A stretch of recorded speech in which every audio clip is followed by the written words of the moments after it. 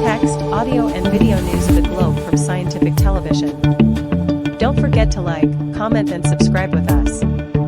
Thank you.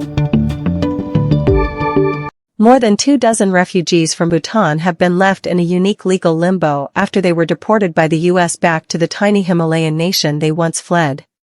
President Donald Trump filed a libel lawsuit against the publisher of the Wall Street Journal and reporters who wrote a story about a collection of letters gifted to Jeffrey Epstein.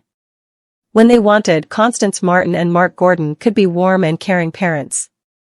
A family judge described interactions with their children as excellent, with the two able to act in a loving and attentive manner.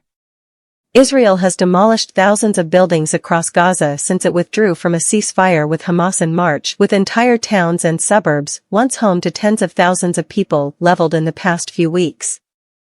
The Syrian presidency says it will deploy a new force to halt the deadly sectarian clashes between Bedouin and Druze fighters in the south of the country.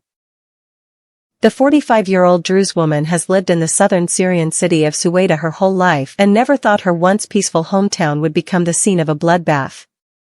Thousands of Afghans whose personal details were leaked but who were not evacuated to Britain are not expected to receive any compensation.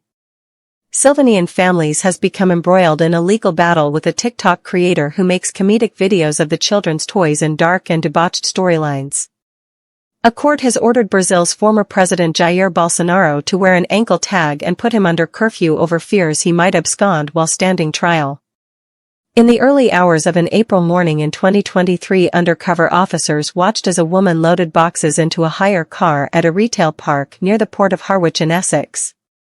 3 officers were killed in an explosion at a law enforcement training facility in East Los Angeles, officials say. By early evening on Friday in Australia, the poll in the Sydney Morning Herald had recorded 23,585 votes on the outcome of the series between the Wallabies and the British and Irish Lions. When Jack Posobiec walked into the Department of Justice in Washington, D.C. last February, he thought he would finally get some answers about Jeffrey Epstein. More than 24